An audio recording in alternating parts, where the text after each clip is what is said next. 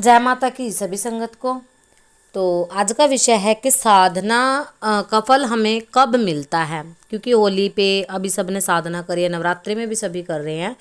तो साधना का फल कब मिलता है और मिलता है या नहीं मिलता है, और साधना के समय में आने वाले जो संकेत हैं, परेशानियां, वो क्या होती हैं। तकरीबन हर साधक के मन में ये सवाल उठता है, स्पेशली जो बच्चे चौक चौराहे वाली शक्तियों की या फिर साबर मंत्रों की साधना करते हैं। किसी भी मंत्र की आप साधना कर रहे हो तो साधना के समय क्या क्या आपको अनुभव होते हैं, उन विषयों पे आज वीडियो में चर्चा करेंगे। और क्योंकि हर इंसान जो है साधना करता है ना, जब उनके साथ ये परेशानियां और ये संकेत अनुभव होने लग जाते हैं तो क्या है कि मन टूटने लग जाता है। अब सबसे पहले तो जैसे आपने कोई मंत्र ले लिया, गुरु से ले लिया, और आप उसको जाप करने लगे, तो जाप करते करते सबसे पहले आपके शरीर में दर्द होना शुरू हो जाता है। सबसे पहले आपका कमर का हिस्सा जो है दर्द करता है। कमर का हिस्सा दर्द करने के बाद आपके कंधे भारी होते हैं, आंखों से उबासी, आंखों से पानी आना, उबासी आना, बहुत सारी चीज़ें आपके साथ होती हैं। और ये क्यों होता है? क्योंकि जब आप मंत्र जाप कर रहे होते हो तो आप जिस भी शक्ति का, जिस भी इष्ट का मंत्र कर रहे हैं, उसकी शक्ति जो है जागृत होने लग जाती है। धीरे धीरे वो आपकी तरफ खींचने लग जाती है। जैसे जैसे आपका जाप बढ़ता चला जाता है, आपकी सिद्धि पावरफुल होती चली जाती है, संख्या बढ़ती है, आपकी ऊर्जा, आपका ऑरा निखरने लग जाता है, वैसे वैसे धीरे धीरे शक्ति आपकी तरफ आकर्षित होने लग जाती है। तो जब शक्ति आपकी तरफ आकर्षित हो रही होती है, आपके शरीर के अंदर एडजस्ट होने की कोशिश करती है, अपनी जगह बनाने की कोशिश करती है, तो शरीर के बहुत सारे अंगों में दर्द होना शुरू हो जाता है। और लोग जब ये दर्द होना शुरू हो जाए तो कहते हैं कि हमारा तो शरीर खराब हो गया, अब बताओ ये मंत्र गलत था, या फिर मंत्र का देवता ही गलत था, या फिर हमसे पूजा पाठ में कोई गलती हो गई है। और इससे डर के क्या होता है, वो साधना करना, मंत्र जाप करना छोड़ देते हैं। वहाँ पे उनको गुरु भी गलत लगने लग जाते हैं और वो शक्तियाँ और वो मंत्र भी गलत लगने लग जाता है। दूसरी बात होती है कि आप जब जब जैसे जैसे साधना करते हो ना, तो आपके अंदर एक क्रोध बहुत ज़्यादा बढ़ने लगेगा, बहुत ज़्यादा क्रोध आएगा आपको। जैसे आप जाप कर रहे हो, कुछ दिन हो गए हैं जाप करते वक्त आपको, तो अचानक ही आपको गुस्सा आने लग जाएगा। कभी इष्ट के प्रति गुस्सा आएगा, कभी आप शक्ति से लड़ने लग जाओगे, माता रानी से लड़ने लग जाओगे, कभी आप घर के सदस्यों से भी नहीं, मतलब छोटी छोटी बात पे उग्र आपका स्वभाव हो जाता है।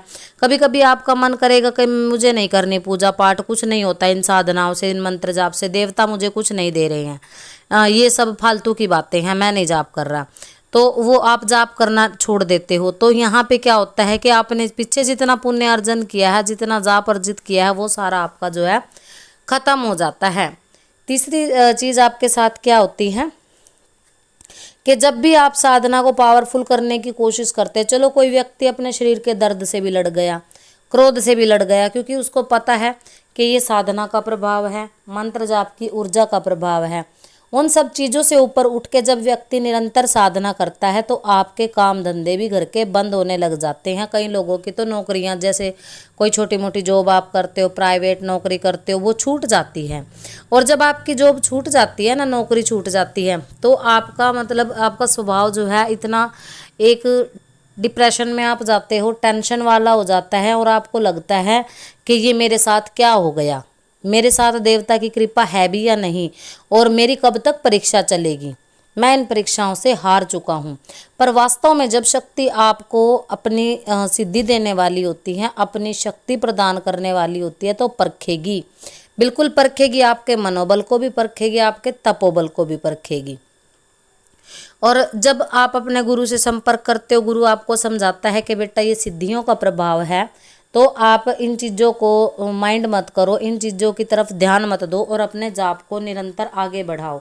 चलो इन सब चीज़ों से ऊपर उठ के साधक अगर चलता जाता है तो क्या होता है, जैसे आपका जाप बहुत अधिक बढ़ गया, आपकी सिद्धियां जागृत होने लग गई, आपको किसी घर के सदस्य से या फिर आपके साथ काम करने वाले लोगों से या फिर आप ही की कैटेगरी के, जैसे कोई भगत है, भगताई करता है थोड़ी बहुत, अगर उसको पता है, ऐसी बात कहलवा देंगे जिससे आपको बहुत ज़्यादा क्रोध उत्पन्न होगा।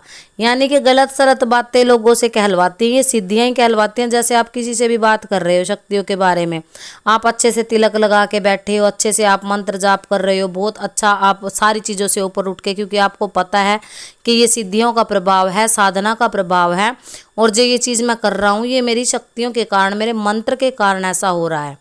तो जब आप इन चीज़ों को छोड़ करके करने लग जाते हो तो किसी भी व्यक्ति से ऐसी बात कहलाते हैं कि आपको लगता है कि मैं गलत हूँ और ये शक्तियाँ भी गलत है, मुझे साधना नहीं करनी चाहिए थी, मेरे साथ जो है बहुत ही बुरा हो गया है। तो ये सारे संकेत जो हैं आपको साधना के समय में मिलते हैं, और ये परख होती है हर उस साधक की जो किसी न किसी शक्ति की साधना करता है। देखो ये परख जरूर लेता है इष्ट। जब भी आप पढ़ाई लिखाई करते हो ना, तो आप एक एक क्लास पास करते जाते हो, एक एक क्लास की परीक्षा देते हो, उसमें आप नंबर अच्छे लेते हो, आपका रैंक बढ़ता है। जब आप कई साल 10-12 साल स्कूल में लगातार जा रहे हो, आपको कष्ट भी आता है, आपको कई बार स्कूल जाने से भी आलस बनता है, कई बार स्कूल में लड़ाई झगड़ा भी आपके हो जाता है, पर फिर भी निरंतर आप पढ़ाई करते हो। और अगर किसी ने अच्छी परसेंटेज पे पढ़ाई करी है, यानी कि अच्छी परसेंटेज पे किसी ने नंबर लाए हैं, तो उसको तो देखो अच्छी जॉब भी मिलती है, उसके लिए बहुत अच्छी अच्छी अपॉर्चुनिटी जो है सरकार भी देती है। तो सेम चीज़ है, भगवान ने ये व्यवस्था की है, तो कहीं ना कहीं हमारा जीवन जो है उसकी व्यवस्था के ऊपर ही आधारित है। तो इन संकेतों को समझ के आप लोग अपनी साधना मत छोड़िए। और जो लोग इन संकेतों से, जो पहली बार में ही जो आपके साथ होता है, शरीर में दर्द होना, कमर में दर्द होना, गंदे सपने दिखाई देना, ये सब चीज़ें जब आपके साथ होने लग जाती हैं, तो लोग क्या करते हैं, इस चीज़ को यहीं पे छोड़ देते हैं और गुरु बदल लेते हैं, मंत्र बदल लेते हैं। तो ये बहुत ही गलत कार्य हो जाता है आपकी सिद्धियों के साथ भी और आपके साथ भी।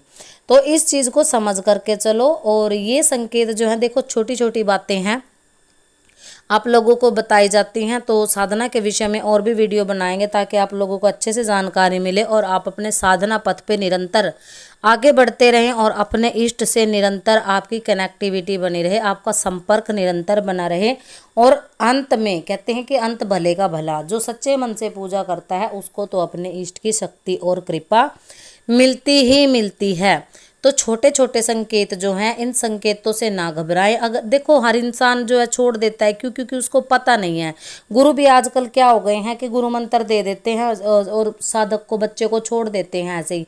जब उसको कष्ट आते हैं तो उससे बात नहीं करते हैं। तो यहाँ भी कहीं ना कहीं मन टूट जाता है। तो हमारा वीडियो हर उस साधक के लिए है जो इससे जूझ रहा है। सबको जय माता की।